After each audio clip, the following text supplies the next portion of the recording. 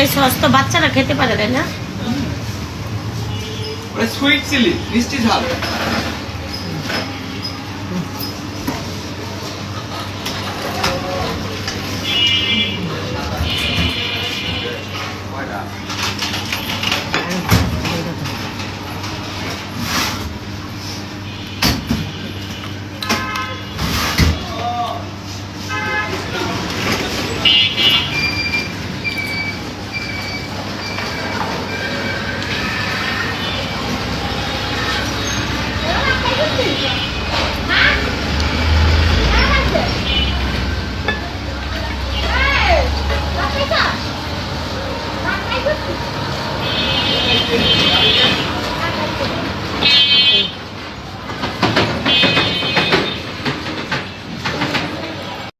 আসসালামু আলাইকুম। তো জিম এরকম করলে তুমি যাও, তোমার আপুর কাছে যাও, দুষ্টুমি করা যাবে না। জিম চুপ করে থাকো এভাবে এখানে।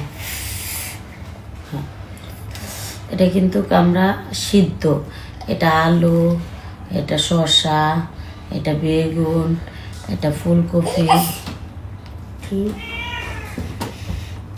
আসসালামু আলাইকুম গাইস।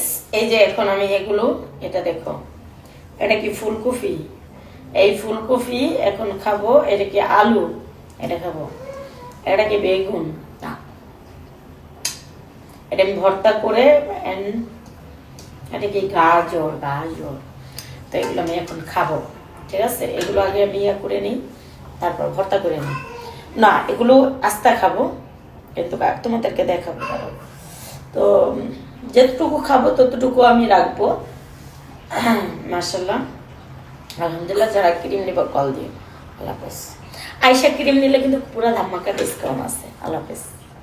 আচ্ছা, শুধু মুখের ক্রিম দিলেই হবে, বডি লোশন দিতে হবে না? আচ্ছা, এই মুখের ক্রিমের এটা ফেলাই দিই।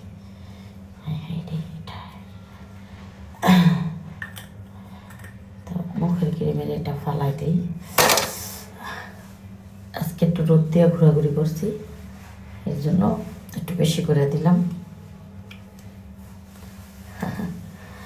একটু বেশি করে দিলে মাশাআল্লাহ।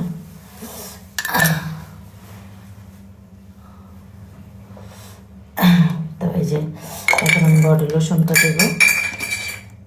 মন জানতে চাই এত মোহাম্মত থেকে। এই দেখো বডি লোশন।